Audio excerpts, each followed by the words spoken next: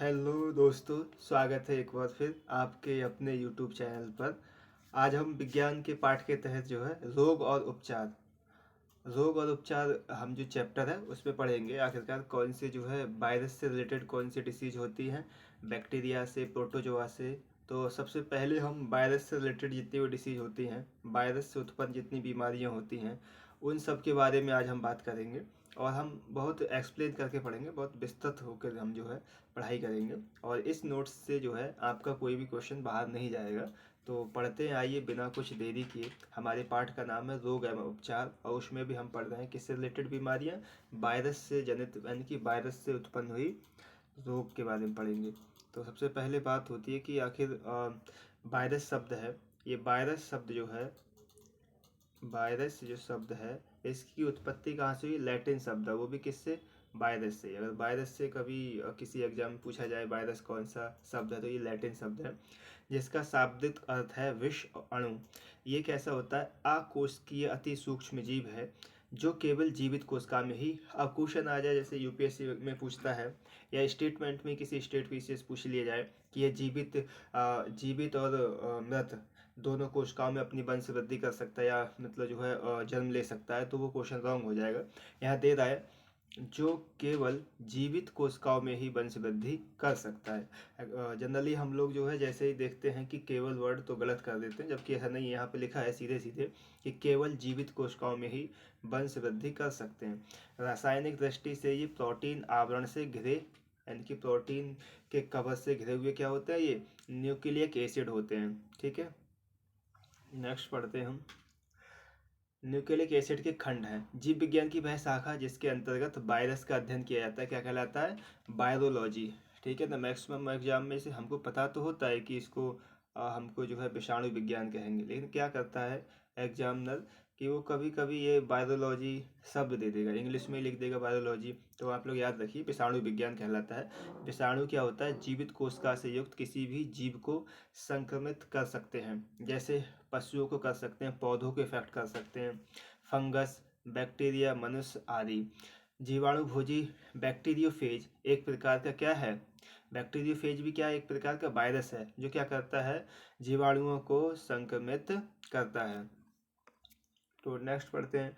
स्वतंत्रता प्राप्ति के बाद से लेकर के अब तक भारत में 3 प्रमुख रोग यथा, जैसे कि कौन कौन से हैं वो डिसीज जो है, जैसे चेचक है, गिनी वॉर्म रोग है, पोलियो का उन्मूलन है, हो चुका है। ठीक है, कौन कौन क्या का? चेचक, गिनी वॉर्म रोग और पोलियो का उन्मूलन अब तक जो है हो चुका है। अप्रैल 1970 में चेचक मुक्त घोषित कर दिया गया। ठीक है ना, भारत के 1970 में ही चेचक मुक्त हो गया। विश्व स्वास्थ्य संगठन यानी कि WHO द्वारा 2000 में भारत को गिनी वर्म, कौन सा डिसीज? 2000 में कौन सा? गिनी वर्म रोग मुक्त घोषित किया गया था। 27 मार्च 2014 को भारत को आधिकारिक तौर पर किससे मुक्त कर दिया गया? पोलियो से मुक्त हमारा देश हो चुका है। तो अब तक पूछ ले कि निम्नलिखित में से कौन कौन सी बीमारियां या कौन कौन से रोगों का जो है भारत से उन्मूलन हो चुका है, या किसी में मिलान मैचिंग में आ जाए। तो आप लोग याद रखिए, सबसे पहले कौन सा हमारे यहाँ से? चेचक, फिर गिनी वर्म रोग, फिर पोलियो। तो कब कब हुआ मैंने आपको बता दिया, इसको आप याद रखिए। चेचक के बारे में देख लीजिए, चेचक होता किससे, ये भी आप लोग इसको देख लीजिए ध्यान से। तो देखो, चेचक चेचक किससे होता है? बैरियोला नामक वायरस से होता है। कौन सा इसका वायरस है? बैरियोला नामक वायरस से होता है, जो कि ऑर्थोपॉक्स वायरस परिवार का मेंबर है। ये क्या है? अत्यंत ही संक्रामक रोग है। ठीक है ना, बहुत फैलने वाला डिसीज है, जिसके विषाणु रोगी की त्वचा किससे किससे होता है? वायरस से। वायरस जो विषाणु से रोगी की त्वचा जो है, थूक, वायु, वस्त्र इत्यादि के माध्यम से फैलता है, यानी कि बहुत तेजी से फैलने वाला है चेचक। पोलियो के बारे में समझते हैं। अभी भी हमारे यहाँ बच्चों को पोलियो की ड्रॉप पिलाई जाती है, तो पोलियो के बारे में जानते हैं। पोलियो भी क्या है? एक संक्रामक रोग है, जो किससे होता है? Polio mellitus. किससे होता है? पोलियो मेलाइटिस वायरस द्वारा होता है। इसमें रोगकारक जीव का संचरण दूषित भोजन किस किस से होता है? दूषित भोजन से हो जाएगा, तथा जल द्वारा होता है। इससे प्रभावित होने वाला अंग क्या है? हमारा तंत्रिका तंत्र, यानी हमारा नर्वस सिस्टम इससे बहुत ज़्यादा इफेक्ट होता है। पोलियो मेलाइटिस या पोलियो वायरस मस्तिष्क या मेरुरज्जु, ठीक है ना, मस्तिष्क या मेरुरज्जु में पहुंचकर हमारे नर्वस यानी कि हमारे तंत्रिका ऊतकों को नष्ट कर देता है। परिणाम स्वरूप मस्तिष्क पेशियों को कार्य करने का जो निर्देश देता है, उससे तंत्रिकाएं उन तक पहुंचने में अक्षम हो जाती हैं और पक्षघात या क्या होता है, पैरालिसिस हो जाता है। ठीक है, तो नेक्स्ट पढ़ते हैं पोलियो के टीके के बारे में। तो पोलियो के टीके की खोज हो चुकी है, ये तो आप सभी लोग जानते हैं। तो पोलियो के टीके की खोज सर्वप्रथम किसने की थी? तो पोलियो की खोज के बारे में इसमें आपको कई सारे क्वेश्चन मिल जाएंगे। पोलियो की खोज सर्वप्रथम जोनास साल्क ने 1952 में की। बाद में अल्बर्ट साबिन ने ओरल पोलियो वैक्सीन जो हम ड्रॉप से पीते हैं, ठीक है ना, तो ओरल पोलियो वैक्सीन को विकसित किया किसने? अल्बर्ट सेबिन ने, जो कि पोलियो रोग के रोकथाम में सहायक सिद्ध हुआ। पोलियो बच्चों में होने वाला क्या है? एक घातक संक्रामक रोग है, जिसमें ये क्या कर देता है? डिसेबिलिटी या विकलांग हो जाते हैं। भारत सरकार ने हाल ही में इसमें सारा अपडेट दिया है। भारत सरकार ने हाल ही में ट्राईवैलेंट ओरल पोलियो वैक्सीन, कौन सा वैक्सीन है? ट्राईवैलेंट ओरल पोलियो वैक्सीन के स्थान पर देश में बाईवैलेंट वैक्सीन का प्रयोग करने का निर्णय लिया है। ट्राईवैलेंट वैक्सीन में 3 प्रकार के पोलियो वायरस होते हैं। कौन सा? नंबर टाइप 1, टाइप 2, टाइप 3 से लड़ने की क्षमता थी। चूँकि 1999 के बाद से विश्व में कहीं भी टाइप 2 के वायरस नहीं पाया गया, इसलिए अब ये वैक्सीन देना जरूरी नहीं रह गया है। अब हम राइनो वायरस के बारे में बात करते हैं। राइनो वायरस, जुकाम सब लोगों के लिए बहुत होता है, तो अब बात करते हैं जुकाम के बारे में। राइनो वायरस सामान्य जुकाम के लिए उत्तरदायी सबसे प्रमुख कारक है। पूछा जाए कि जुकाम के लिए कौन सा वायरस मतलब सबसे ज़्यादा उत्तरदायी है, तो आएगा राइनो वायरस सबसे प्रमुख उत्तरदायी कारक है। जबकि कोरोना वायरस, अब कोरोना तो नाम सुनते ही डर लगने लगता है, तो कोरोना वायरस भी जुकाम के लिए उत्तरदायी क्या है? एक प्रमुख कारक है। वर्ष 2019 में कोरोना वायरस के नवीनतम विकास, आप सभी लोग जानते हैं क्या? कोविड-19 नोवल कोरोना वायरस, इसका क्या था? सार्स कोविड-2 यानी कि 2019 एनकोम की खोज हुई, जो कि कोविड-19 वैश्विक महामारी का कारण है। ये तो आप सब जानते ही हैं, सभी इससे परिचित हैं, किसी को इस बात से कोरोना वायरस से संबंधित अन्य प्रमुख बीमारियां कौन कौन सी? जैसे सार्स की फुल फॉर्म पूछ ले तो आ जाएगा सीवियर एक्यूट रेस्पिरेटरी सिंड्रोम, ठीक है ना, सीवियर एक्यूट रेस्पिरेटरी सिंड्रोम, ये सार्स की फुल फॉर्म है। एवं मार्स, ठीक है ना, मार्स की फुल फॉर्म क्या है? मिडिल ईस्ट रेस्पिरेटरी सिंड्रोम, जुकाम का एक संक्रामक रोग है जो छींक, वायु इत्यादि के माध्यम से फैलता है तथा इसमें रोगी को क्या क्या होता है? सर में दर्द होगा, हल्का बुखार होता है, आँख नाक से पानी गिरता है। तो कोविड-19 के लिए कौन सी वैक्सीन बन चुकी है? ये क्वेश्चन अभी जो है कोविड-19 तो ये तो नहीं पूछा सार्स मार्स के बारे में, बट इनसे पूछ सकता है। ये क्वेश्चन कई सालों तक जो है चलता रहेगा। जैसे मॉडर्ना है, तो हमारी कौन कौन सी वैक्सीन, जैसे Moderna, AstraZeneca, Covaxin, Covishield, Sputnik V, Sputnik Light, Novavax, Sinovax, Sinopharma, Johnson and Johnson, Pfizer and BioNTech. हम लोगों को कौन कौन सी ज़्यादातर हम लोगों ने लगवाई थी? ये मॉडर्ना हमारी इंडिया में थी, कोवैक्सीन थी, स्पुतनिक वी भी लोगों ने लगवाई, तो ये थी हमारे यहाँ। अब नोवावैक्स चल रही है। तो नेक्स्ट पढ़ते हैं हेपेटाइटिस बी के बारे में। हेपेटाइटिस बी भी क्या है? वायरस से मतलब जो है रिलेटेड बीमारी है।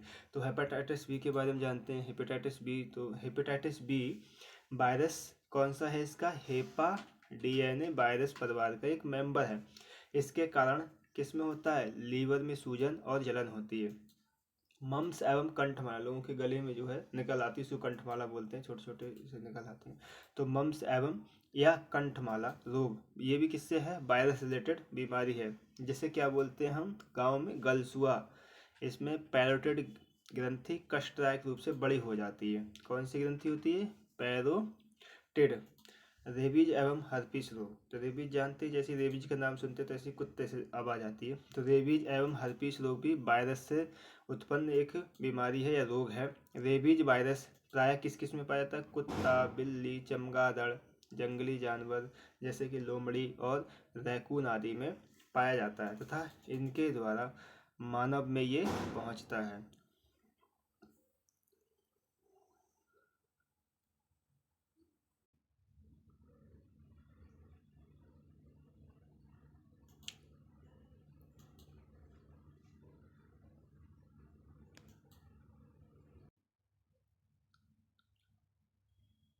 रेबीज रोग हाइड्रोफोबिया। रेबीज रोग को क्या बोलते हैं? हाइड्रोफोबिया, यानी कि पानी से डर लगना, क्योंकि इससे संक्रमित व्यक्ति को पानी के पास जाने से भी डर लगता है। रेबीज का वायरस केंद्रीय नाड़ी तंत्र को प्रभावित करता है। अब मेनिनजाइटिस वायरस क्या है? ये बैक्टीरिया तथा अन्य सूक्ष्म जीवों के संक्रमण से मस्तिष्क तथा मेरुरज्जु पर चढ़ी झिल्ली में क्या कर देता है? सूजन आ जाने से होने वाला रोग है। अब डेंगू, इन सब के बारे में सब लोग बहुत परिचित हैं। डेंगू के बारे में जानिए, ये भी क्या है? वायरस से होता है। डेंगू ज्वर में हड्डी और जोड़ों में भयंकर पीड़ा तथा तेज ज्वर होता है। इस रोग को हड्डी तोड़ ज्वर भी कहते हैं। क्या बोलते हैं? हड्डी तोड़ ज्वर भी कहते हैं। यह एक प्रकार के वायरस के संक्रमण से होता है। जिससे क्या होता है? कौन से किससे होता है? जिसे एडीज एजिप्टी, एडीज एल्बापिक्टस व क्यूलेक्स फैटिगेंस नामक मच्छर फैलाते हैं। कौन कौन से? एडीज एडप्टी या एडीज एल्बोपिक्टस व क्यूलेक्स फैटिगेंस नामक मच्छर फैलाते हैं। डेंगू ज्वर से पीड़ित रोगी के रक्त में क्या होता है? जो प्लेटलेट्स की संख्या होती है वो बहुत ज़्यादा कम हो जाती है। तो सब लोग जानते हैं कि इसकी संख्या, प्लेटलेट्स की संख्या बहुत जल्दी गिर जाती है। तो नेक्स्ट बढ़ते हम पीत ज्वर या येलो फीवर के बारे में जानते हैं।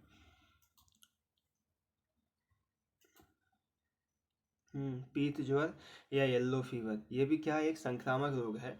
इस रोग का कारक क्या है? एक सूक्ष्म वायरस होता है जिसका संचार किससे होता है? एडीज जाति के मच्छर द्वारा होता है।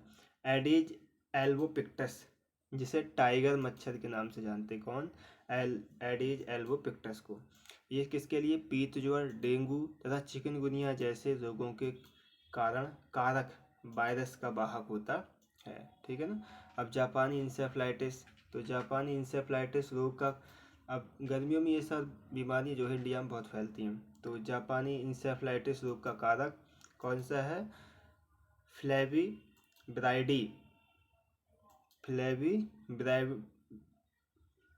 ब्राइडी कूल का वायरस, यानी कि फ्लेवी वायरस होता है।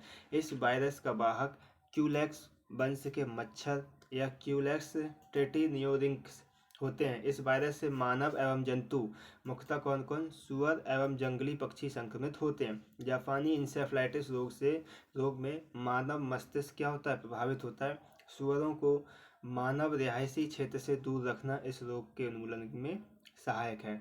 तो इनका सबसे पहले जैसे जापानी इंसेफ्लाइटिस रोग है, इसका कौन कौन सा कारक होता है? तो कौन सा होता है? कौन कौन होता है? फ्लेवी ब्राइडी कुल का एक वायरस होता है या फ्लेवी वायरस होता है। ठीक है ना। इन सब के याद रखना कौन कौन से क्या चीज़ें होती हैं। ठीक। नेक्स्ट पढ़ते हैं हम एड्स के बारे में। तो एड्स के बारे में हम जानकारी लेते हैं। एड्स भी क्या है? वायरस से जनित एक जानलेवा रोग है। इसके लिए उत्तरदायक वायरस कौन सा होता है? रेट्रो वायरस होता है। यह रोग HIV द्वारा होता है, जिसमें शरीर की रोग प्रतिरोधक क्षमता क्षीण हो जाती है। HIV के संक्रमण से शरीर की जो प्रतिरक्षा प्रणाली होती है उससे संबंधित टी लिम्फोसाइट्स नामक श्वेत रक्त कोशिकाएं नष्ट हो जाती हैं। कौन? WBC। वही एंटीजन कौन उत्पन्न करती है बॉडी में? WBC। और वही उन्हीं को क्या कर देता है? ये HIV वायरस उनको नष्ट कर देता है, जिससे हमारी जो रोग प्रतिरोधक क्षमता कम हो जाती है और फाइनली व्यक्ति की मृत्यु हो जाती है, जिससे रोगी कई प्रकार के संक्रामक रोगों से के कारण मृत्यु हो जाती है। एड्स रोग असुरक्षित लैंगिक संबंधों से, दूषित रोकथाम तथा संक्रमित माता से अपरा के संपर्क द्वारा संचारित होता है। ये नॉर्मल हैंड शेकिंग करने से, खांसी से, छींक से, मच्छरों व रक्त चूसक कीटों के काटने से एड्स का संचरण नहीं होता है। किससे किससे नहीं होता है?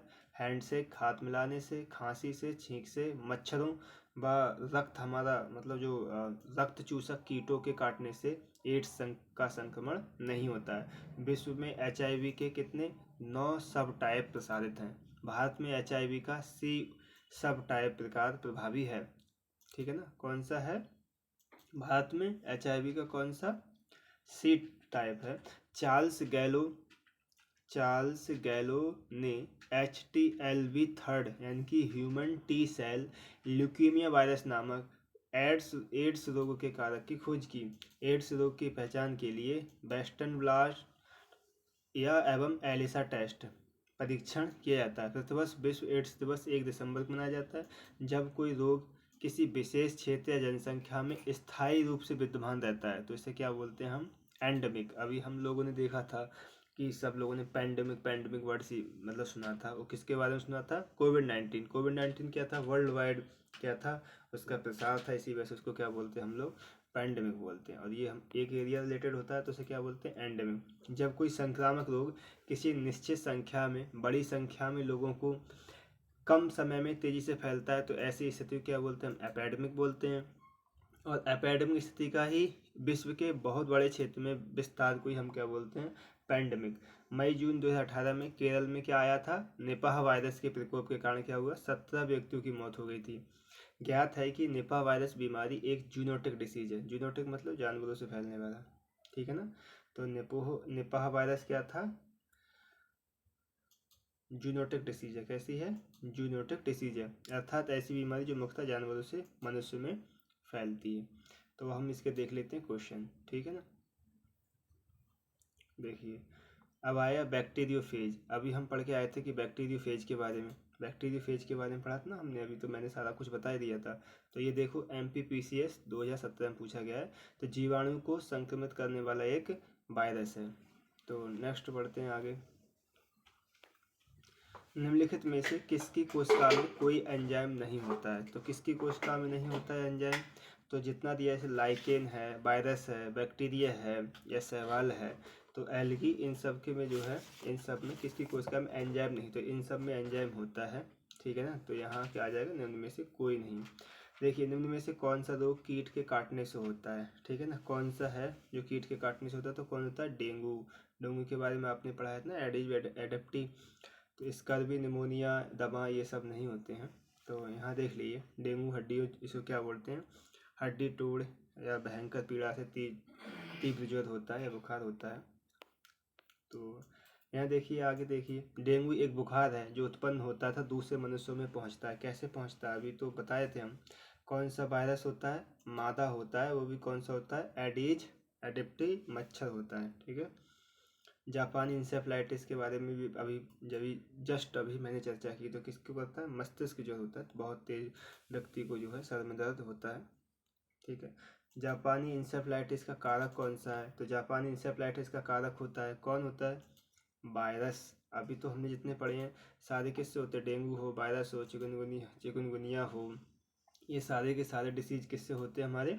सब के सब वायरस से होते हैं, चाहे वो HIV हो, चाहे एड्स हो। सुअरों को मानव रियासी तंत्र से दूर रखना किसके उन्मूलन में सहायक है? तो कौन सा है?